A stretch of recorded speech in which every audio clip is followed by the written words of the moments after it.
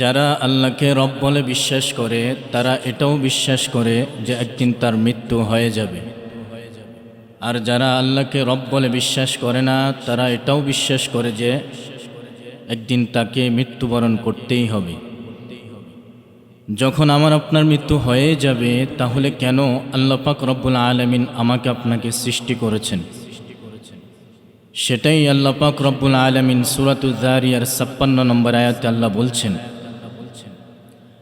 ওয়ামা খালাকতুল জিন্না ওয়াল ইনসা ইল্লা লিয়াবুদুন। আল্লাহ পাক রব্বুল আলামিন বলেন, আমি মানুষ এবং জিন জাতিকে সৃষ্টি করেছি একমাত্র আমি আল্লাহ পাক রব্বুল আলামিনের ইবাদত করার জন্য। তাহলে আমরা জানলাম কেন আমাকে আপনাকে সৃষ্টি করা হয়েছে। রবের ইবাদত করার জন্য আমাকে আপনাকে সৃষ্টি করা হয়েছে। ইবাদত করব কতদিন সেটাও আল্লাহ পাক রব্বুল আলামিন সূরাতুল হিজরের ৯৯ নম্বর আয়াতে বলছেন, ওয়া'বুদ রাব্বাকা হাত্তা ইয়াতিয়াকাল ইয়াকিন। তোমরা তোমাদের রবের ইবাদত করো মরণ পর্যন্ত। তাহলে আমরা দুটো জিনিস জানলাম, এক, আমাদেরকে ইবাদত করার জন্য সৃষ্টি করা হয়েছে। দুই, ইবাদত করব কতদিন সেটাও আল্লাহ বলেছেন মরণ পর্যন্ত। তাহলে কি আল্লাহ আমাদের মরণ হয়ে যাবে? সেটাই আল্লাহ পাক রব্বুল আলামিন সূরাতুল আনকাবুতের মধ্যে বলছেন, কুল্লু নাফসিন যায়িকাতুল মাউত। আল্লাহ পাক বলেন প্রত্যেকটা প্রাণীকেই মৃত্যুর স্বাদ আস্বাদন করতে হবে, চাই সে মানুষ হোক কিংবা হাইওয়ান জানোয়ার হোক, প্রতিটি প্রাণীকেই মৃত্যুর স্বাদ আস্বাদন করতেই হবে। মৃত্যু থেকে কেউ বাঁচতে পারবে না। এখন যদি কেউ মৃত্যু থেকে বাঁচার জন্য এক শহর ছেড়ে অন্য শহরে গিয়ে আশ্রয় নেয়, কেউ যদি ঢাকা ছেড়ে চট্টগ্রাম যদি আশ্রয় নেয় মৃত্যু থেকে বাঁচার জন্য, তাহলে কি সে মৃত্যু থেকে বাঁচতে পারবে? সেটাও আল্লাহ পাক রব্বুল আলামিন বলতেছেন, কুল লা ইয়ানফা'কুমুল ফিরারু ইন ফারাতুম মিনাল মাউত। আল্লাহ পাক বলেন, নবী আপনি বলে দেন, তোমরা মৃত্যু থেকে পালায়ন করে এক শহর ছেড়ে অন্য শহরে গিয়েও যদি আশ্রয় নাও, মৃত্যু থেকে তোমরা কেউ বাঁচতে পারবে না। এখন যদি কেউ মৃত্যু থেকে বাঁচার জন্য নিজেকে খাঁচার মধ্যে বন্দি করে রাখে কিংবা কোনো দুর্গের মধ্যে আশ্রয় নেয়, অথবা এমন কোনো গ্লাস সিস্টেম রুমের মধ্যে নিজেকে বন্দি করে রাখে যেখানে পিপিলিকা পর্যন্ত প্রবেশ করতে পারে না, তাহলে কি তার মৃত্যু হবে? সেটাও আল্লাহ পাক রব্বুল আলামিন বলতেছেন, আইনামা তাকুনু ইউদরিকুমুল মাউতু ওয়ালাউ কুনতুম ফি বুরুজিম মুশাইয়াদা। আল্লাহ পাক বলতেছেন, তোমরা মৃত্যু থেকে বাঁচার জন্য যে কোনো দুর্গে গিয়ে যদি আশ্রয় নাও, যে কোনো আত্মগোপনে গিয়ে যদি তোমরা নিজেদেরকে গোপন করে রাখো, মৃত্যু থেকে তোমাদেরকে কেউ বাঁচাতে পারবে না। এটাই তো চিরসত্য কথা। মৃত্যু থেকে কেউ বাঁচতে পারে নাই। আমার বাবা বাঁচতে পারে নাই, আমার দাদা পর্যন্ত দুনিয়া থেকে বিদায় হয়েছে। এই দুনিয়াতে কেউ থাকবে না, আমিও একদিন দুনিয়া থেকে চলে যাব। আমার আপনার এই দুনিয়া থেকে একদিন চিরতর বিদায় হয়ে যেতে হবে, এটাই চিরসত্য কথা। আমরা যে দেখতে পাচ্ছি কত অহরহর মৃত্যুর ঘটনা আমাদের কানে আসছে, আমরা কত অহরহর মৃত্যুর ঘটনা দেখতে পাচ্ছি। গত কয়েকদিন আগে তো এই বাংলাদেশের এক কন্টেন্ট ক্রিয়েটর আবু সাঈদ নামে দুনিয়া থেকে বিদায় নিয়েছে, অথচ বাংলাদেশের সমস্ত কন্টেন্ট ক্রিয়েটররা মিলে তাকে বাঁচিয়ে রাখার জন্য যুদ্ধ করেছিল, উন্নত মানের চিকিৎসার ব্যবস্থা করেছিল, তারপরেও তাকে বাঁচাতে পারেনি। গতকালকে তো আরেক কন্টেন্ট ক্রিয়েটর দুনিয়া থেকে বিদায় নিয়েছে, উন্নত চিকিৎসার জন্য তাকে দেশের বাইরে নিয়ে যাওয়া হয়েছে। কিন্তু এটাই চিরসত্য কথা, মৃত্যু থেকে আমাকে আপনাকে কেউ বাঁচাতে পারবে না। فَإِذَا جَاءَ أَجَلُهُمْ لَا يَسْتَأْخِرُونَ سَاعَةً وَلَا يَسْتَقْدِمُونَ। আল্লাহ পাক রব্বুল আলামিন বলেন, নির্ধারিত সময়ে মালাকুল মউত উপস্থিত হয়ে যাবে। নির্ধারিত সময় থেকে এক বিন্দু পরিমাণ বিলম্ব করা হবে না। নির্ধারিত সময় থেকে এক মুহূর্ত পূর্বেও কারো জান কবজ করা হবে না। আমার আপনার হায়াত যখন শেষ হয়ে যাবে, আমার আপনার আজাল যখন পরিপূর্ণ হয়ে যাবে, মালাকুল মউত এসে আমার আপনার দেহ থেকে রূহটাকে বের করে নিয়ে যাবেন। দুনিয়ার মধ্যে আমার আপনার দেহের একটা পরিচয় আছে, আব্দুর রহিম, আব্দুল করিম। কিন্তু যেদিন আমার আপনার দেহ থেকে রূহটা বের হয়ে যাবে, যেদিন মালাকুল মউত এসে আমার আপনার দেহ থেকে রূহটাকে বের করে নিয়ে যাবে, ওই দিন আমার আপনার নামের পাশে আর একটা শব্দ যুক্ত হবে, লাশ। ওই দিন আমার আপনার পরিচয় হয়ে যাবে লাশ। এবার মাইকে এলান করা হবে, অমুক এলাকার অমুক ব্যক্তি আজ বিকেল 5:30 সময় নিজ বাড়িতে ইন্তেকাল করেছেন। আগামীকাল 10:30 সময় অমুক হাই স্কুল মাঠে মরহুমের জানাজা অনুষ্ঠিত হবে। অতএব সকল ধর্মপান মুসলমান ভাইরা মরহুমের জানাজায় শরীক হয়ে মরহুমের বিদায় মাগফিরাত কামনা করুন। এইভাবেই তো এলান করা হয় নাকি? আমার আপনার মরণ হয়ে গেলে এইভাবে এলান করা হবে, অমুক ব্যক্তি দুনিয়া থেকে বিদায়। এই যে এলান করা হলো, এলানের মধ্যে একটা আরবি শব্দ ব্যবহার করা হয়, ইন্তেকাল। ইন্তেকাল এটা হচ্ছে একটা আরবি শব্দ। ইন্তেকাল শব্দের অর্থ হচ্ছে স্থানান্তরিত হওয়া, অর্থাৎ এক জগৎ থেকে অন্য জগতে স্থানান্তরিত হওয়া। আব্দুর রহিম এক জগতের অধিবাসী ছিল, এখন নতুন আরেক জগতের অধিবাসী হয়েছে। আব্দুর রহিম দুনিয়ার জগতের অধিবাসী ছিল, এখন নতুন আরেক জগতের অধিবাসী হয়েছে। ওই নতুন জগৎটাকে হাদিসের ভাষায় বলা হয় আলমে বরজুখ। আমরা যেটাকে কবরের জিন্দেগি বলে থাকি, এটাইকে হাদিসের ভাষায় বলা হয় আলমে বরজুখ।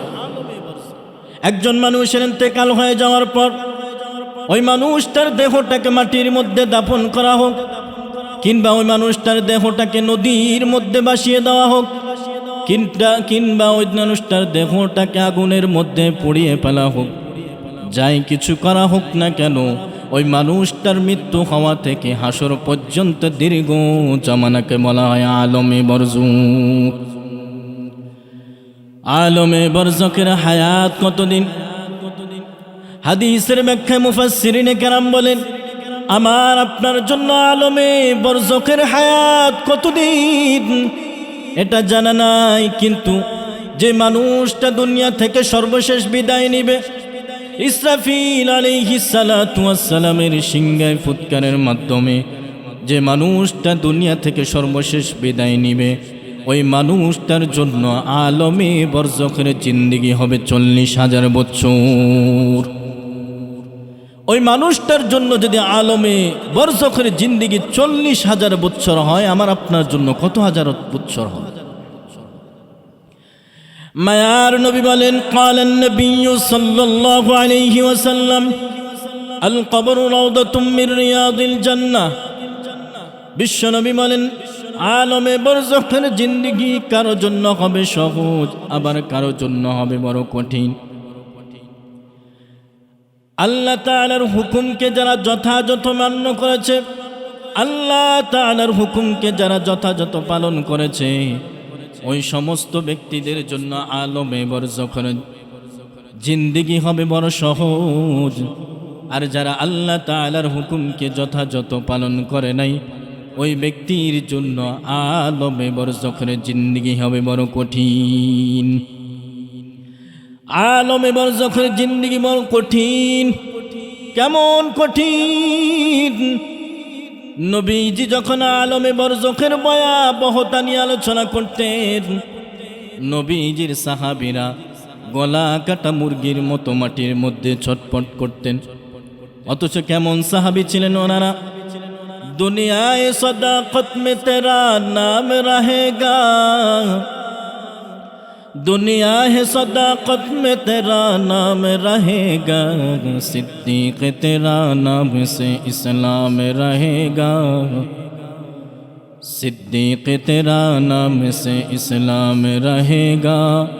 दुनिया है अदालत में तेरा नाम रहेगा, दुनिया है अदालत में तेरा नाम रहेगा, फर्रुख तेरा नाम से इस्लाम रहेगा, फर्रुख तेरा नाम से इस्लाम रहेगा।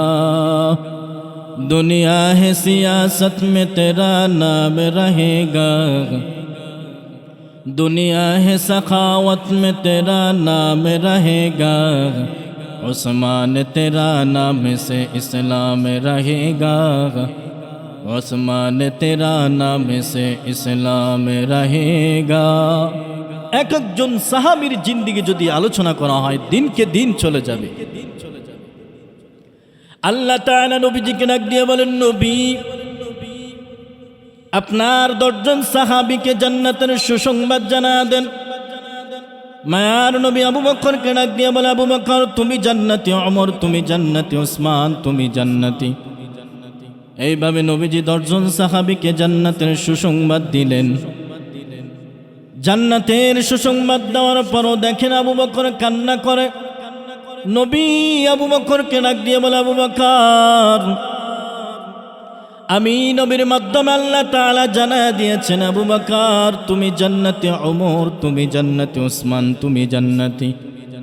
হে আবু বকর জান্নাতের সুসংবাদ পাওয়ার পরও আপনি কেন কান্না করেন? হযরত আবু বকর রাদিয়াল্লাহু তাআলা আনহু ডাক দিয়ে বলে, পয়গম্বর আমি একজন কাপড় ব্যবসায়ী। ও পয়গম্বর 1 মাস আগে এক মহিলা আমার দোকান থেকে একটা কাপড় ক্রয় করেছে।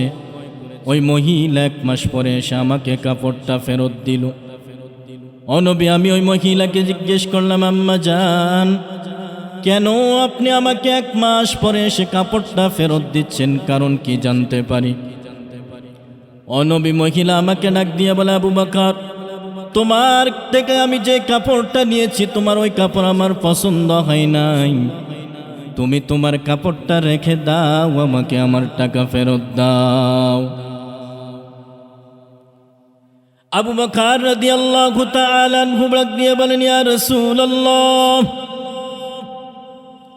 হাশরের ময়দান সম্পর্কে আল্লাহ তাআলা বলেন, ইয়াউমা ইয়াফিরুল মারউ মিন আখিহি ওয়া উম্মিহি ওয়া আবিহি ওয়া সাহিবাতিহি ওয়া বানিহি লিকুল্লি ইমরিইম মিনহুম ইয়াউমা ইযিন শাআনুন ইউগনি।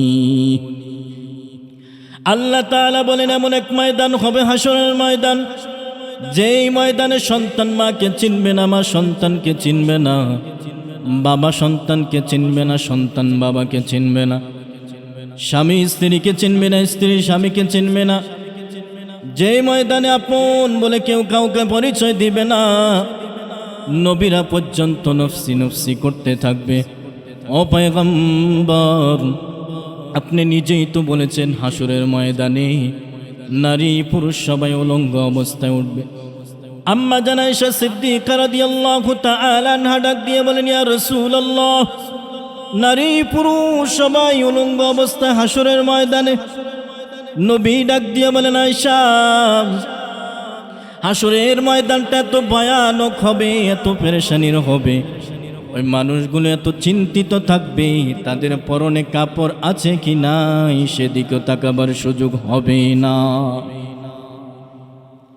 হযরত আবু বকর রাদিয়াল্লাহু তাআলা আনহু ডাক দিয়ে বলেন, ইয়া রাসূলুল্লাহ ওই হাশরের ময়দানে আল্লাহ তাআলা যদি রাগান্বিত হয়, আমি আবু বকরকে ডাক দিয়ে বলে, আবু বকর আমি আল্লাহ পাক রব্বুল আলামিন তোমাকে যে জান্নাতের সুসংবাদ দিয়েছি, আমাকে আমার জান্নাত ফেরায় দাও, তুমি তোমার আমলগুলো ফেরায় আনো। ওগো নবী আমি আল্লাহ তাআলাকে যদি বলি, মালিক কেন তুমি আমার সাথে এমনটা করছো? আল্লাহ যদি ডাক দিয়ে বলে, আবু বকর আমি আল্লাহ পাক রব্বুল আলামিনের কাছে তোমার আমল আমার পছন্দ হয় নাই, অতএব তুমি তোমার আমলগুলো ফেরায় নাও, আমাকে আমার জান্নাত ফেরায়া দাও। ও নবী বলেন, তখন আমি আবু বকরের কি উপায় হবে? এই দুনিয়ার মানুষ, হযরত আবু বকর রাদিয়াল্লাহু তাআলা আনহু যদি এই পরিমাণ জাহান্নামের ভয়ে কান্না করে, আমার আপনার কি পরিমাণ কান্না করা দরকার? দুনিয়ার চতুর্দিকে তাকায়া দেখো, আজ মরণের শুধু আনাগোনা চলছে, চতুর্দিকে শুধু মানুষের মৃত্যুর খবর। কখন জানি আমার তোমার মরণ হয়ে যায়, মরণ থেকে বাঁচার কোনো উপায় নাই। এরে মুসলমান নবীর উম্মতের দল, তোমার আমার এই জিন্দেগি আসল জিন্দেগি না, আমার তোমার আসল জিন্দেগি হবে মরণের পরের জিন্দেগি। मौत को समझा है गाफिल इख्तितामे जिंदगी, दर हकीकत मौत तेरे इब्तिदाए जिंदगी। यहाँ हम सब मुसाफिर है, वही आखिर ठिकाना, कोई पीछे रवाना है, कोई आगे रवाना। मुसाफिर हर कुजा बाशद, वतन रायद मीदारद, चू बुलबुल दर कफस बाशद, चमन रायद मीदारद। ये चमन सहरा भी होगा, ये खबर बुलबुल को दो, ताकि अपनी जिंदगी का सोच का क़ुर्बा करे। क्या संभाला या मुसाफिर, सफ़र तेरा है बईद, रंज के दरिया में किश्ती मौजूद तूफ़ान है मज़ीद।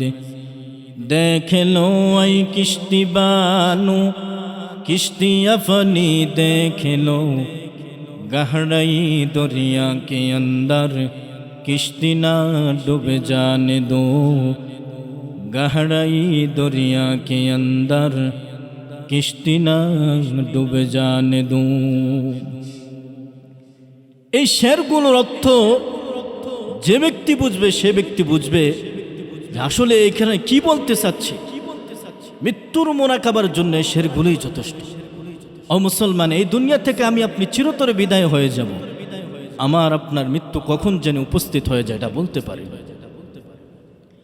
আমার মরণ আসিবে কখন কেউ তো জানে না, আমার মরণ আসিবে কখন কেউ তো জানে না। আমি চলে গেলে আমায় তোমরা ভুইলা যাইও না, আমি মরে গেলে আমায় তোমরা ভুইলা যাইও না। আমার মরণ আসিবে কখন কেউ তো জানে না, আমার মরণ আসিবে কখন কেউ তো জানে না। এই দুনিয়ায় চিরজীবন থাকার জায়গা না, অন্ধকার কবর যে তোমার আসল ঠিকানা। এই দুনিয়ায় চিরজীবন থাকার জায়গা না, অন্ধকার কবর যে আমার আসল ঠিকানা।